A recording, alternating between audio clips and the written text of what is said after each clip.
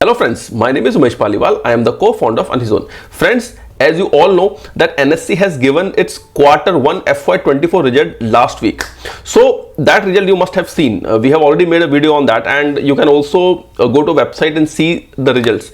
But in today's video, I am going to discuss 5 important points. The number 1 point is, what is the effect of 6% transaction fee that has been reduced by NSE from 1st of April 2023. Second, I will discuss what is SGF fund and उसका जो contribution है वो आज की date में कितना है, and what is the plan of NSC management to increase it to further in next 5 years. Third में डिस्कस करूंगा कि what is the volume that has been generated in the first quarter of FY24 as compare to last year quarter.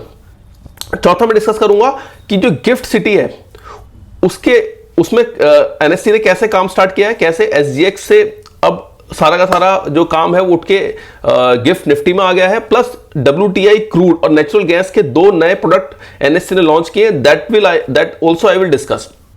फिर मैं discuss करूंगा कि क्या इनकी IPO plan है, क्योंकि जब इनकी इन्वेस्टर प्रेजेंटेशन हुई थी उसमें जो आशीष चौहान है उनके सीईओ एमडी, उन्होंने ये कहा था कि अभी आईपीओ का प्लान कुछ है नहीं जब तक कि 2 इंपॉर्टेंट केस इनके चल रहे हैं. एक टैप का केस चल रहा है which is related to co-location only, trading access point का केस है, एंड सेकंड co-location केस है. ये 2 केस चल रहे हैं. जब ये केस रिजॉल्व हो जाएंगे तब आईपीओ प्लान जो है वो क्लियर होगा. तो चलिए शुरू करते हैं इस वीडियो को. सबसे पहले मैं डिस्कस करता हूं कि what is the effect of 6% transaction fee reduction. अगर आप इसकी ट्रांसक्रिप्ट कॉल देखोगे और इसके 14 नंबर पेज पे आओगे तो यहां पे आप देखोगे सागर तन्ना ने क्वेश्चन किया था कि sir my question is directed to Yantrik भाई. You mention 18% growth in cash volume and 8% the growth in future option volume. What would be the pricing impact? Because from one of the statement of mister Chauhan mention that there is 6% price cut. Is it across all segment? तो जो 6% का reduce हुआ है transaction volume, transaction charges, उससे कितना effect आएगा? So it is across all segment, and the annual impact of the 6% of the current volume would be in the range of about 600 crore. So in the first quarter it would be about 150 crore. That means कि अगर पूरे साल का volume देखूं, पूरे साल का revenue देखूं, तो उस पर लगभग 600 करोड़ का इंपैक्ट आएगा जो इन्होंने 6% ट्रांजेक्शन रिड्यूस करेंगे. ठीक है, तो लगभग वो अगर मैं क्वार्टर की वाइज करूं तो 150 करोड़ का इंपैक्ट आएगा. अब वो जो वॉल्यूम इंक्रीज होंगे उससे कहीं ना कहीं वो सेटल हो जाएगा. तो दिस इज द इंपैक्ट जो इसके एनएससी की टॉप लाइन में आएगा, और अकॉर्डिंगली जो भी नेट प्रॉफिट मार्जिन है उसके हिसाब से प्रॉफिटेबिलिटी पे भी इफेक्ट थोड़ा बहुत आएगा, लेकिन बहुत ज्यादा कोई इफेक्ट नहीं आना वाला. अब बात करते हैं एसजीएफ फंड की. एसजीएफ फंड क्या है और आज की डेट में जो मैनेजमेंट है उन्होंने क्या डिसाइड किया इसको इंक्रीज करने का. सबसे पहले बताओ तो एसजीएफ फंड होता क्या है. एसजीएफ फंड होता है सेटलमेंट गारंटी फंड. इसका मतलब यह होता है कि जो एक्सचेंज है उसका काम है ट्रांजैक्शन कराना, यानी बायर और सेलर को मिलाना, उनके ट्रांजैक्शन कंप्लीट कराना. लेकिन मान लेते हैं कोई ब्रोकर डिफॉल्ट कर जाता है, मान लेते हैं एक्सचेंज पे कोई ऐसी दिक्कत आती है जिसकी वजह से एक्सचेंज बंद हो जाता है, कोई साइबर अटैक हो जाता है जिसकी वजह से इन्वेस्टर्स को लॉस होता है, या फिर एक्सचेंज खुद डिफॉल्ट कर जाए, तो उन सबके रिस्क को मैनेज करने के लिए एक फंड बनाया जाता है जिसको हम कहते हैं सेटलमेंट गारंटी फंड. उस फंड के अंदर according to the risk of the exchange कि जितना वॉल्यूम होगा, देखो जितना एक्सचेंज में जितना ज्यादा वॉल्यूम बढ़ेगा उतना ज्यादा एक्सचेंज में रिस्क बढ़ेगा. तो मैनेजमेंट क्या करता है कि मैनेजमेंट ये एनालिसिस करता है कि नेक्स्ट 5 years के अंदर कितना वॉल्यूम इंक्रीज हो सकता है.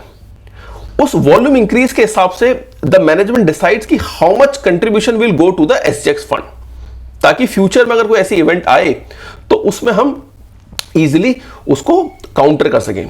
तो इसका कॉन्सेप्ट अगर आप समझोगे तो अगर आप एनएससी के कंसोलिडेटेड रिजल्ट्स में जाओगे और इसमें आप पॉइंट नंबर 7 पे आओगे, इसको मैं थोड़ा जूम कर देता हूं, तो आप ये देखोगे कि जो कोर एसजीएफ फंड है ना उस पर सब लोग कंट्रीब्यूशन करते हैं. एनएससी क्लियरिंग लिमिटेड कंट्रीब्यूशन करता है कुछ 1500 करोड़, नेशनल स्टॉक एक्सचेंज करता है 953 crore, contribution by NSC on behalf of member करते हैं 756 करोड़, बीएससी लिमिटेड कंट्रीब्यूशन ये कुछ है नहीं, metropolis stock exchange India contribution कुछ नहीं है, पेनल्टी है कुछ, इनकम और इन्वेस्टमेंट है. तो टोटल आप देखोगे ना तो आज की डेट में 5197 करोड़ का एसजीएक्स के पास फंड रखा हुआ है। ये वो फंड है जब अगर कोई इमरजेंसी आएगी तो उसमें यूज होगा, अगर कोई एक्सचेंज डिफॉल्ट होता है, ब्रोकर डिफॉल्ट होता है, वहां यूज होगा। अब आपने देखा होगा पिछले लास्ट 4 to 5 ईयर में रेवेन्यू के अंदर, वॉल्यूम के अंदर जबरदस्त इंक्रीज हुआ है और नेक्स्ट 5 ईयर में भी अच्छी खासी ग्रोथ मैनेजमेंट को नजर आ रही है। तो उसकी वजह से क्या हुआ है कि जो 5197 है ना, इसको ये बढ़ा के 10,000 करोड़ करने वाले हैं। हर साल जो कंट्रीब्यूशन होगा ना, लगभग 1000 करोड़ के आसपास का कंट्रीब्यूशन हर साल एसजीएक्स फंड के अंदर जाएगा, जो कि बढ़ते बढ़ते बढ़ते अगले 5 साल में 10,000 करोड़ हो जाएगा। अब इससे एनएससी पे क्या इंपैक्ट होगा, क्योंकि एनएससी को तो पैसा देना है, तो क्या इसका कोई पीएनएल पे इफेक्ट आएगा? ये क्वेश्चन इन्वेस्टर एनालिस्ट प्रेजेंटेशन में पूछा गया था, ठीक है। तो इसका आंसर है, इसके पीएनएल पे बहुत सारा इंपैक्ट नहीं आएगा। होगा क्या, बेसिकली एसजीएक्स काम कैसे करता है, जैसे एग्जांपल मान लेते हैं कि 5000 करोड़ जो है वो एनएससी कंट्रीब्यूट करते हैं, हालांकि कुछ पार्ट करेगा एनएससी, बहुत छोटा पार्ट करता है, मैं दिखा दूंगा अभी इनके रिजल्ट्स में। इस क्वार्टर में 50 करोड़ का उन्होंने किया है, इस साल वो लगभग 250 करोड़ करेंगे। तो ये काम कैसे करेगा, मान लेते हैं कि 5000 करोड़ का कंट्रीब्यूशन एनएससी करेगा, हर साल 1000 करोड़ करेगा। तो ये इसकी एडजस्टमेंट कैसे की जाती है कि एनएससी के पास अगर उसकी बैलेंस शीट देखोगे तो उसकी बैलेंस शीट में कोई कैश पड़ा होगा, ठीक है। इसको क्या करेगा कि जो एनएससी का क्लियरिंग कॉर्पोरेशन है ना, वो इस एसजीएक्स फंड में पैसा इन्वेस्ट करता है, उसका काम है इसको सेटल करने का देना in case of any emergency या in case of any default. तो एनएससी तो क्या करता है भाई, इन्वेस्टमेंट करेगा इन एनएससी क्लियरिंग कॉर्पोरेशन, उसको पैसा दे देगा। फॉर एग्जाम्पल उसको बोलेगा 1000 करोड़ रुपए आपकी कंपनी में इन्वेस्ट करती है, उसके बाद जो पैसा आएगा वो पैसा फिर आगे वो यूज करता है।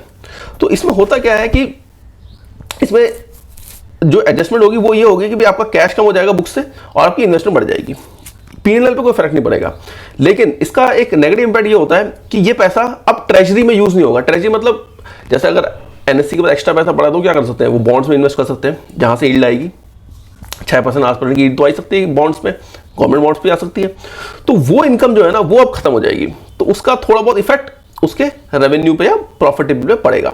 बट एज जो मैनेजमेंट को लगता है, क्योंकि आगे जाके जैसे एक्सचेंज में वॉल्यूम बढ़ेगा, रिस्क बढ़ेगा, तो आपको ये एसजीएक्स फंड बढ़ाना पड़ेगा, नहीं आएगा, इनडायरेक्टली थोड़ा बहुत आएगा। अब मैं थर्ड बात करता हूं वॉल्यूम की। तो अगर आप प्रेजेंटेशन में जाओगे, 4 नंबर पेज पे जाओगे, तो वॉल्यूम कितना इंक्रीज हुआ है। जैसा आपको पता है कि एनएससी जो रेवेन्यू कमाता है वो मेन 3 उसके सोर्सेज हैं, cash segment, option segment, future segment. And option segment जो है वो लगभग 80 से 90% कंट्रीब्यूट करता है इन द रेवेन्यू। सो अगर आप देखो in terms of revenue during the quarter, NSC average daily turnover in cash equity stood at 58,593 crore which grew marginally 4%। अगर लास्ट ईयर देखो तो, क्योंकि लास्ट ईयर जो था उससे 4% इंक्रीज है। NSE saw participation of 8.9 million investors in June 23 and the number of active investors trading in secondary market continue to remain reasonably high above the pre-pandemic level. अगर मैं daily turnover index and stock options की बात करूं तो वो 33% increase हुआ है to 54,210 crore. अगर मैं फ्यूचर्स की बात करूं, इंडेक्स, स्टॉक्स एंड फ्यूचर, वो 13% डिक्लाइन हुआ है। अब इसका मतलब ये है कि अगर मैं लास्ट ईयर से कंपेयर करूं, so the cash market volume has increase by 4%, option volume has increase by 33%, but future has decrease by 13%। तो बहुत ज्यादा इंपैक्ट नहीं है, क्योंकि इसकी जो मेन सोर्स ऑफ इनकम है दैट इज ऑप्शन, और उसके अंदर इंक्रीज हमें दिखा है। अब मैं बात करता हूं कि जो गिफ्ट सिटी स्टार्ट हुआ है उससे क्या रेवेन्यू कंट्रीब्यूशन आ सकता है। हालांकि अभी it is not very much clear कि कितना कंट्रीब्यूशन आएगा, बट उसका स्ट्रक्चर कैसा वो आपको समझा देता हूं। अगर आप पेज नंबर 3 पे जाओगे तो यहां पे इन्होंने एसजीएक्स के बारे में कुछ बताया है, जो इनकी कौन कॉल हुई है उसमें देखो। Trading turnover, NSC international exchange has been growing exponentially since the commencement of the full scale operation and witness an all time high single day turnover of 12.39 billion on July 25, 2023 with even higher open interest. देखो 3 जुलाई को SGX Nifty का सारा जो काम है वो gift city से हो रहा है, ये आपको क्लियर है।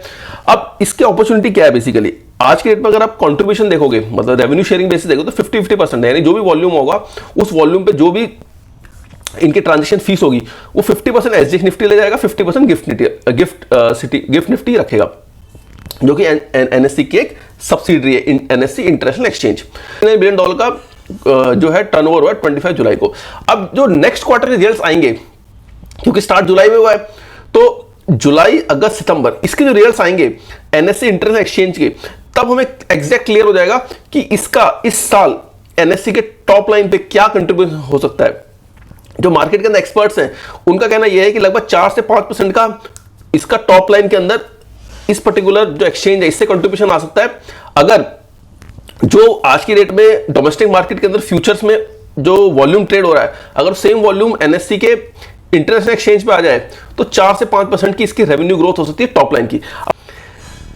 अब मैं बात कर लेता हूं WTI एंड नेचुरल गैस, ये दो नए प्रोडक्ट इन्होंने लॉन्च करें। अगर आप थोड़ा सा नीचे आओगे देखोगे NSC has also launch WTI crude oil and natural gas future contract with effect from May 15, 2023 for trading on the commodity derivative segment of NSC. So ये एक नया प्रोडक्ट है जो एनएससी ने लॉन्च किया है और इस पे लगभग अभी 101 मेंबर्स हैं और डेली टर्नओवर जो WTI क्रूड ऑयल का है वो 48 करोड़ का है, नेचुरल गैस का लगभग 12 करोड़ का, जो कि फ्यूचर में और बढ़ सकता है। अब मैं बात कर लेता हूं इसकी आईपीओ प्लान की। ये मैनेजमेंट से भी क्वेश्चन पूछा गया था कि आईपीओ कब आ सकता है, तो आईपीओ जो है वो अभी थोड़ा सा डिले होगा। उसका रीजन ये है कि अभी इन पे दो मेन केस चल रहे हैं।